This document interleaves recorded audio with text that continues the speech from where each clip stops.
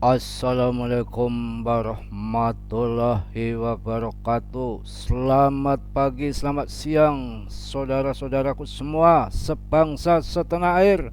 Ya, semua yang ada di alam fana ini berjumpa kembali dengan Mas Bro Tegal yang dengan penampilan yang sedikit serem kayak Mbah Dukun. Serem nggak? Hari ini akan memberikan bocoran-bocoran mengenai cryptocurrency, akan memberikan motivasi orang-orang pemula, orang-orang baru yang mana pada sangkut, pada edan, pada miskin, pada gila gara-gara kemin koin. Akan saya berikan pendalaman yang luar biasa hari ini mengenai kripto. Kami datang untuk menyadarkan Anda. Kami datang bukan untuk menyesatkan Anda, tapi akan memberikan pengarahan, pencerahan yang terang benderang mengenai cryptocurrency. Oke, oke. Bercanda ya. Mas Bro datang dari alam gaib bukan. Santis loh. Daripada RB1 Binance garansi berangkas ondol anjluk. Tukang cengengesan gini mana bisa serem ya. Kalau muka boleh serem. Ini langsung saja, kenapa Mas Bro getol sekali memberikan edukasi, memberikan pengertian-pengertian mengenai bermain cryptocurrency yang masih on, yang masih bodoh. Saya harap jangan gampang Anda masuk meme coin. Masuklah BTC ya ataupun ETH. Hari ini akan saya bahas kenapa selama ini Mas Bro keluar daripada BTC. Ini ada berita yang sangat untuk mencerdaskan kita semua, termasuk Mas Bro, termasuk Anda, untuk bermain di BTC, yang mana alhamdulillah ada juga banyak yang komen ya ketika Mas Bro membahas koin PP ataupun micin yang lain. Dia nggak kena FOMO, malah dia komennya tobat Mas Bro, saya sudah tobat, saya sudah tobat. Syukur, kebanyakan tobat ketika uangnya sudah ludes baru tobat ya.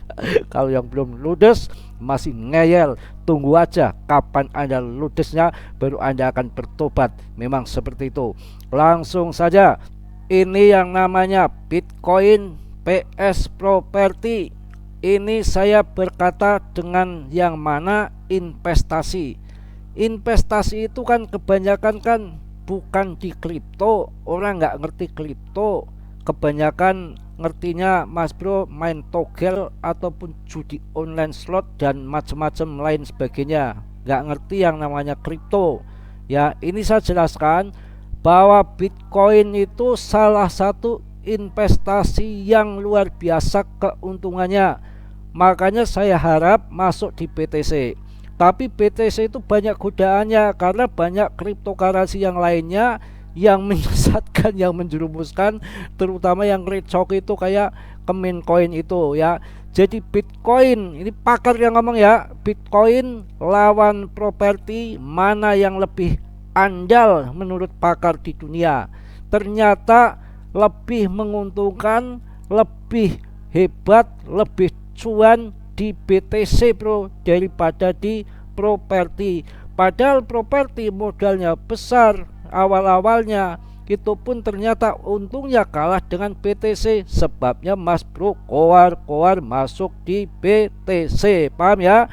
Dalam dunia investasi, pertarungan antara Bitcoin dan properti terus memanas, membara ya. Sementara properti lebih lama dianggap sebagai aset tangguh. Bitcoin dengan pertumbuhannya yang pesat.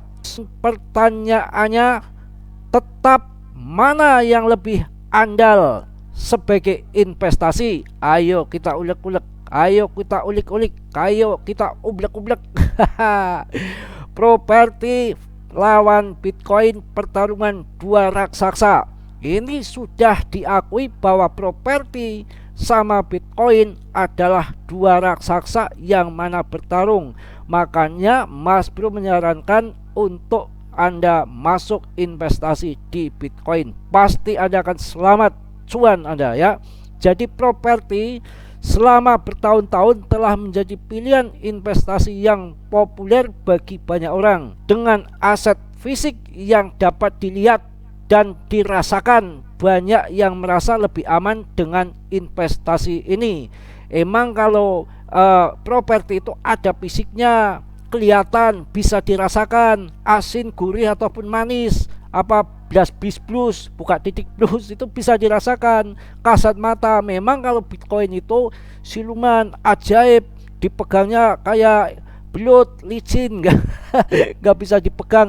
Akan tetapi ketika kita jual, tiba-tiba masuk di rekening jadi miliarder bro, itu betul ya, dengan waktu yang singkat kalau Anda ngerti ya.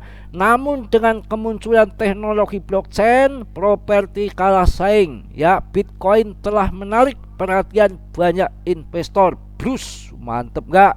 Makanya Mas Bro keluar-keluar di BTC, bukan di yang lain ya.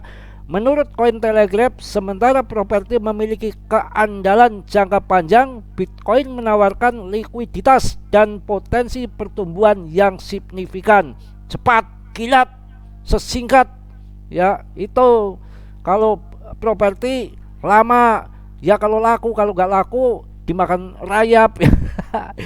Ini yang namanya Michael Saylor, Bitcoin lebih unggul katanya. Kata Michael Saylor, ini bukan orang sembarangan, investor dunia bro, nggak main-main, nggak ece-ece, penuh dengan riset yang mendalam, bayar lagi, jangan Anda remehkan. Jadi Michael Saylor itu mengatakan bahwa Bitcoin lebih unggul daripada properti. Michael Saylor, miliarder dan pendukung Bitcoin, memiliki pandangan yang berbeda. Menurutnya Bitcoin jauh lebih baik daripada properti. Dengar ada? Dengar gak? Makanya Mas Bro menyarankan Anda masuk di BTC, bukan micin. Ini yang dijelaskan sama Michael Saylor itu Bitcoin, bukan koin micin ya. Nanti tahu-tahu Anda masuk koin micin, pelajari, dalami dulu apa yang saya katakan. Saylor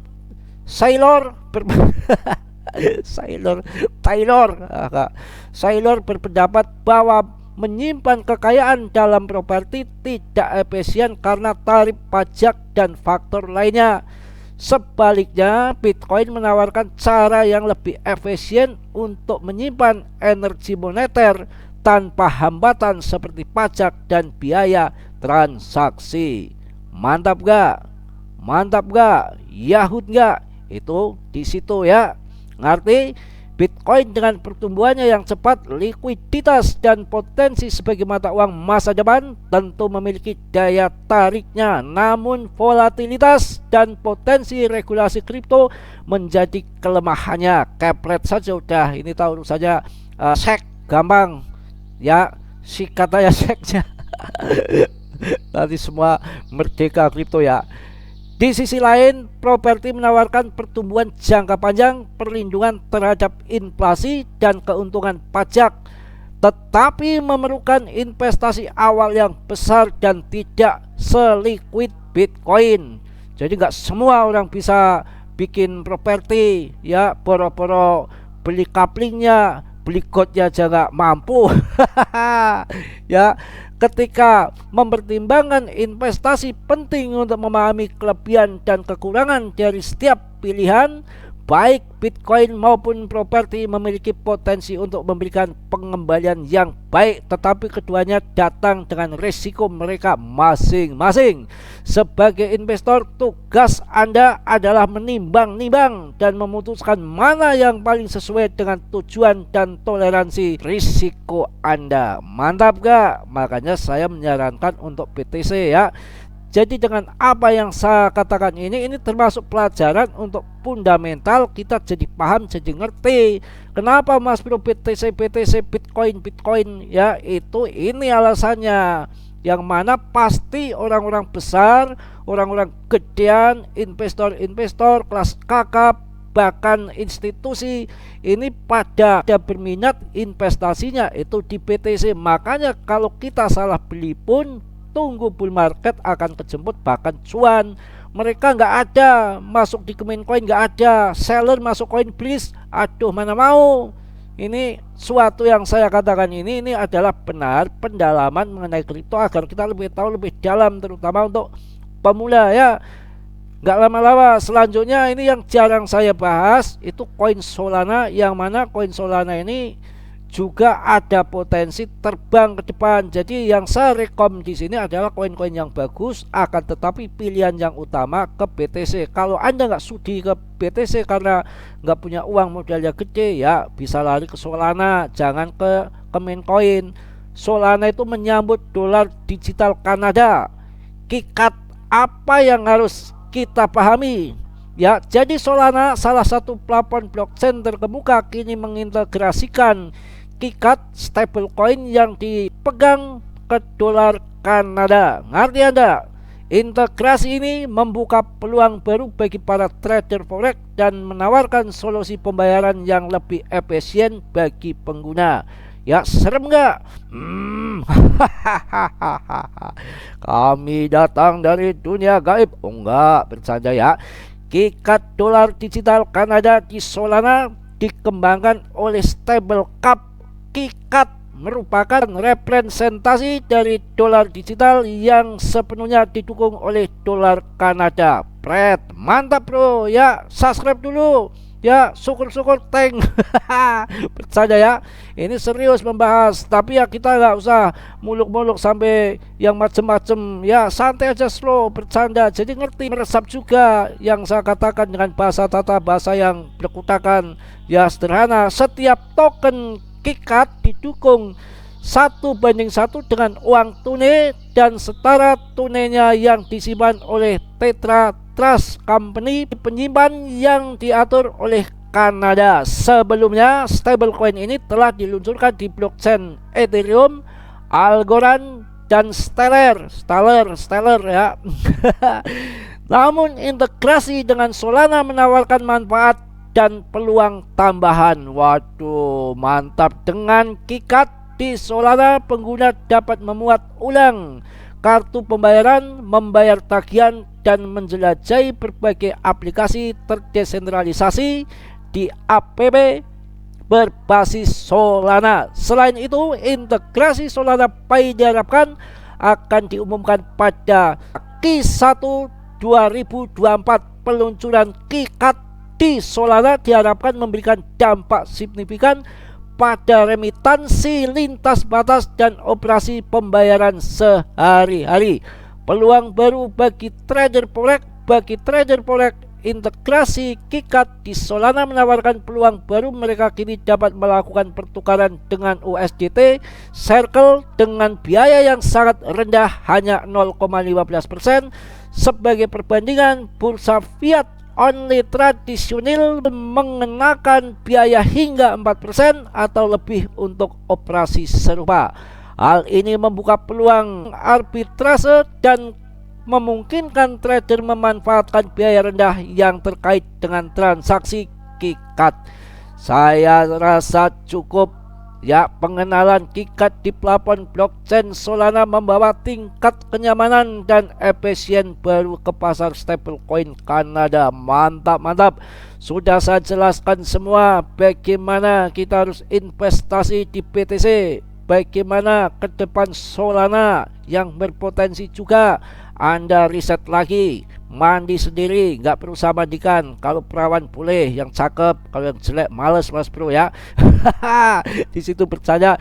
Yang penting niat mengedukasi yang mantap, yang seadanya, sejujurnya, kondisi market seperti apa, kondisi Maincoin seperti apa, investasi yang benar ada di mana, dedengkotnya adalah di BTC. Silakan masuk altcoin ya, pilih-pilih yang top CMC antara 1 sampai 10 sampai 20, saya rasa sudah cukup ya, cukup lumayan kita dobrot, cukup capek juga bibirnya ya, mohon maaf yang sebesar-besarnya. Mudah-mudahan ada manfaatnya bagi Anda semua ya. Yang positifnya Anda ambil, yang buruknya Anda tendang ya.